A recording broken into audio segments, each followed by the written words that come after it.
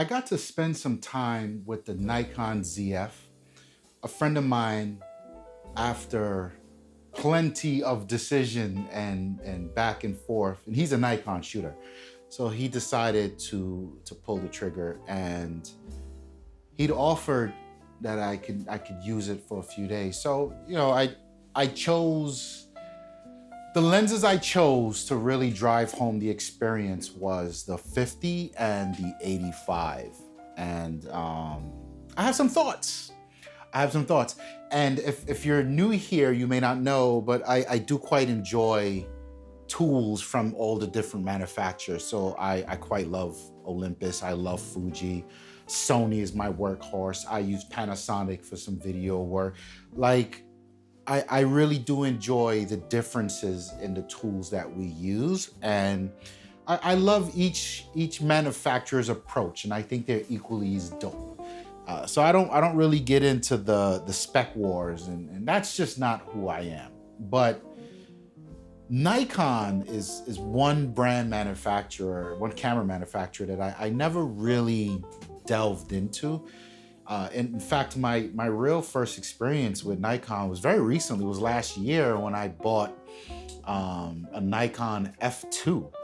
Actually, I bought a Nikon F, the original film camera, the F, and there was something wrong with the shutter, and I was able to exchange it for the F2, which I quite like. And I'm still in the process of feeling out how I think in my thoughts about that camera. Not particularly because it's Nikon, but it's a film camera, right? So there's an entire world of experiences and differences there. And then there's the Nikon. So a few things about the ZF. I think I'll start with the ergonomics and the build quality.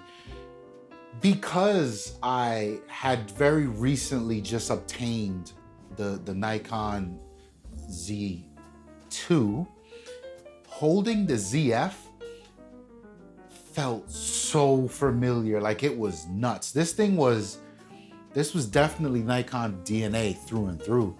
And what's even more interesting here is that the ZF was sort of a little bit of, when I watched some reviews about it and what it was all about, it was very much that. It was Nikon rehashing their vintage vibe, their vintage DNA into a modern day camera. And I gotta say, man, they nailed it. It is a beautiful piece of kit. Like it feels nice. It's got all the things I love about Fuji and Olympus, which is where so many of the things we do as photographers are represented in tactile dials on the camera. And there's a nice bit of tactility when clicking and pushing and pulling, and like it's a phenomenal feeling camera. The weight of it, it just feels like you spent your $2,500, your $3,000. It feels great. The shutter button, my God, I think it's the best shutter I've ever felt on a camera. And if I didn't have a film version of a Nikon, I may not have gotten it to this degree, because when using my Nikon 2, the F2, the shutter click is such a satisfying piece of the journey. And I don't know how, but they were able to replicate that on the ZF, and my God, it is phenomenal. Rounding out that bit of the assessment, the ergonomics really isn't my favorite thing, and I have to put it in context here because I understand it, right? When using the Nikon F2, the ergonomics really ain't that great either, and you see this with a lot of the Leicas, right? And Leicas are very traditionally, they've had that single block mold.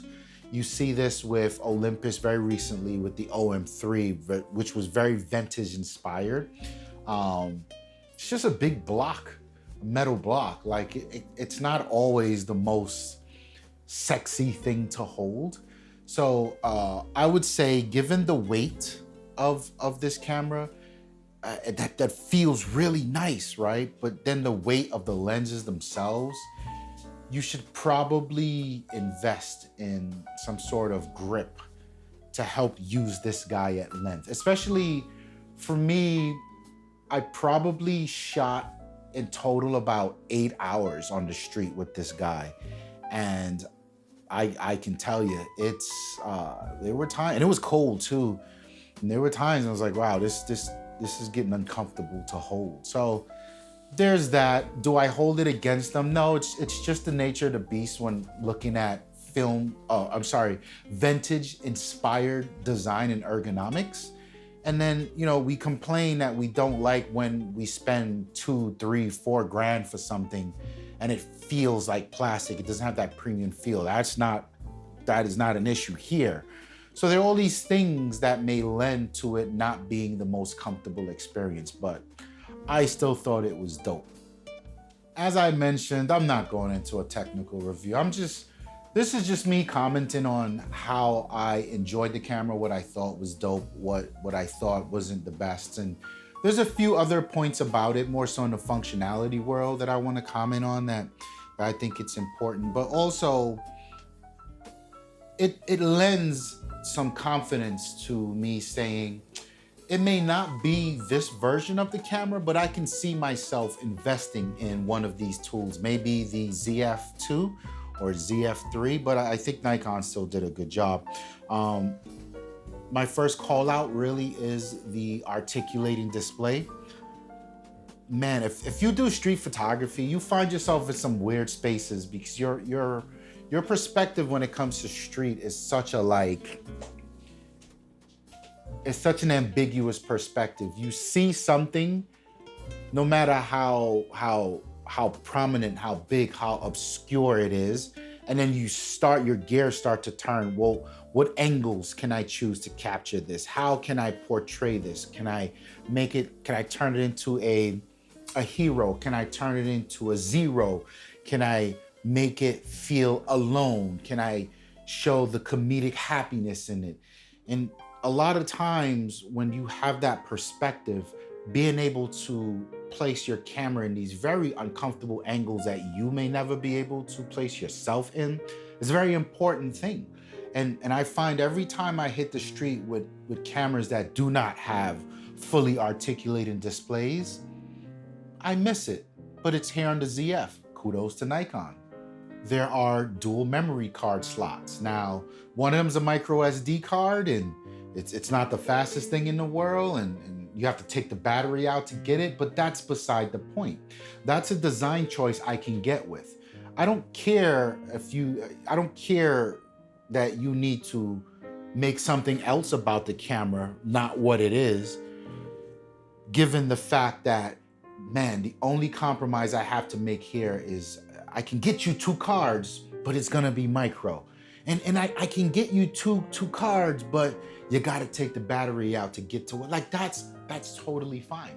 Because the point of 2 cards is redundancy, nothing else. So I'd rather have the redundancy because chances are I probably won't need it than to not have it. So I'm not beating up on them in the way where I saw a lot of other reviewers mention, but it's micro SD and you gotta take the thing out, the battery out to get the color. Like, how often are you taking both cards out of your cameras that have dual slots? Like, I know I don't, and maybe I'm ignorant. Maybe there is a reason to take both out. Maybe it's part of your workflow. Maybe you got 2 different hard drives and you take both out, put them into 2 different hard drives and back. Then that's fine. But I suspect that the ZF really isn't a tool for a photographer with that type of workflow. I don't know. But it is there, and I do value the fact that it has dual memory card slots. And I will say that maybe this is a template that other manufacturers use going forward. It don't have to be 2 of the greatest and fastest, right? So maybe we can save some money there, but at least have something, or have an internal memory like we see on the Sigma BF, right? So I like that. Kudos to Nikon again for that. And then lastly, like there's a black and white mode button. And I get it, like all of our cameras, you can go in there, go in the menu and choose a black and white looking, but it's nice just to have it on the dial, right? Like I don't know. There's just something about it. And I didn't take much photos in black and white because I didn't have much time, and I was prioritizing exercising my color theory in my work, and so I didn't really get to play with it as much as I would like. But I do appreciate the fact that it was there and do enjoy it. So let's look at a few photos from the over the course of the few days that I had this guy. So these photos are going to be a mix of 50 millimeter and 85 millimeter focal lengths, and you know, I was just walking around Brooklyn just capturing whatever came to mind. So this guy here was all about color and symmetry. You know, that the browns and the blacks are very, very pleasing contrast. And what I really wanted to do was find a way to, I'd say, complement the color theory here with a bit of composition, and that's really just symmetry. It was an easy grab, right? So love that photo. Here is this, what is this, like a statue or something somewhere down toward the water in Greenpoint? I don't know, it's a portrait of a statue, but there's so much about this, the sharpness. This was the 85. As I go through these images, I'm looking at them and really I'm revisiting how much of a joy the camera was to use, right? And you hear me talk about this. This was a dope shot because I like the fact that the moon was out during broad daylight, and I had it right behind the water tower there. And this was on a roof. I think it's a bar or something like that. So I talk a bit about the relationship between admiring the tool and having that admiration lead into this world where you want to grab the camera, you want to go out and create, because looking at the camera, it's so beautiful. And yes, I'm talking about Fuji, but I'm also talking about the ZF in this moment as well. The camera is so beautifully crafted, it's so beautifully designed, it's so beautiful to hold. Like, I want to go out and use it. And then when you get back and you see the results from using it, you're like, man, this was just a great experience. It was just a great tool to use. And this is a coffee shop somewhere in Greenpoint. They I don't know, they do records and coffee. Interesting mix, good place to be. I got a few photos, you'll see some more coming there. Again, a lot of symmetry here, basic street photography stuff. I really quite like the look of the 85 when using street. I like how, particularly for inanimate objects, because for me, street photography isn't always about having people in the shot. It's about the things that we see on the street and everyday objects that we kind of don't appreciate when we walk past. So I love how it gives this old school car really this hero vibe. It's a portrait of the homie. This was a panorama that I stitched together. So I took a few vertical shots of the skyline. I think it was probably like eight or nine vertical shots that was stitched together.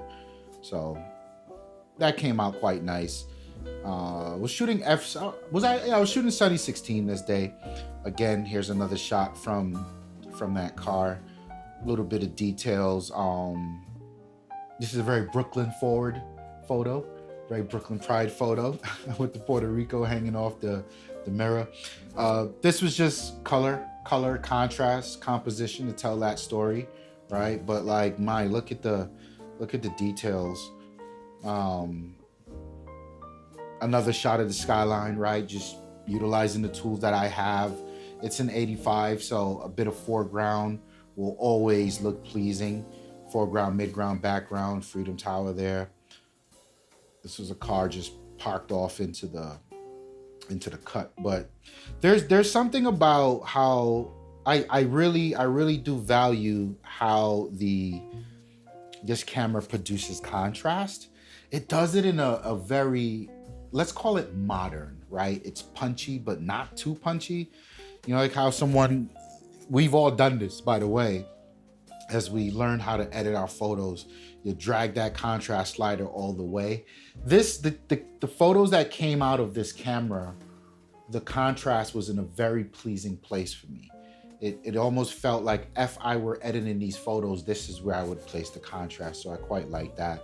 I was editing, I had a different version of the shot, and I'd finished editing the set, and I was reviewing the work, and I was like, you know what?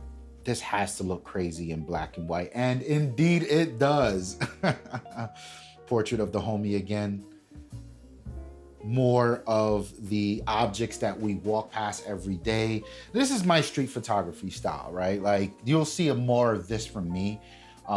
It's given life to a lot of inanimate objects and things that we take for granted as we walk past every day.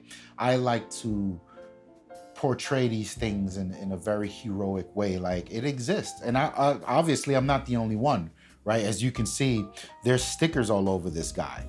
There's a bunch of other people out there that cares about this vent as well, right? Another portrait of the homie. This was just an interesting, like, it was about Valentine's Day, and I think these people here went hard. Old Greenpoint is such a hilarious place. So this was just a reflection of the Freedom Tower in a window that was behind a glass, right? So just an exercise in getting manual focus to bang on what I needed to be. And I was quite happy with the result. This is the tail light of that car we looked at earlier. A lot of character, you see. Perfection is often not sought after, I think, ever. So we can see the tail lights. I wouldn't say busted, but it's got its chips. We can see some wear and tear on the hood here, some rust coming in. This was also a vertical panoramic. So I took a bunch of landscape shots and merged them together to get this image. But I thought this building was a very interesting design. The wheel from that car, going after texture again and some color theory, a little hint of blue here in the window, bluish grays and browns. Quite like that photo. Another shot of the building from another angle. Back to the record/coffee shop. And I mean, here was literally just flexing the depth of field on that 85, quite pleasing. More shots from the record place. More street art. Love the colors here, and I love how the art overlays the texture of the brick. That was quite pleasing to capture. Here we have someone. This was the 85, so I did crop it a little bit, and this speaks to the. I believe it's only 24 megapixels, the ZF. You guys know I don't really give to. I don't care about megapixels, and I'm of the firm belief as long as you're shooting raw, you've got way more data than you need. And then we've got tools like the Adobe resolution enhancement. We've got Topaz, none of which I used here, by the way. I just cropped in a little bit. I'd say I cropped in about 40% just to isolate this guy a little bit and frame him in some decent composition. So, and black and white made it pop, right? Like, I love it. I love his shadow here. I love the fact that we see he's reading whatever he's reading. And then he's surrounded by this wall of street art.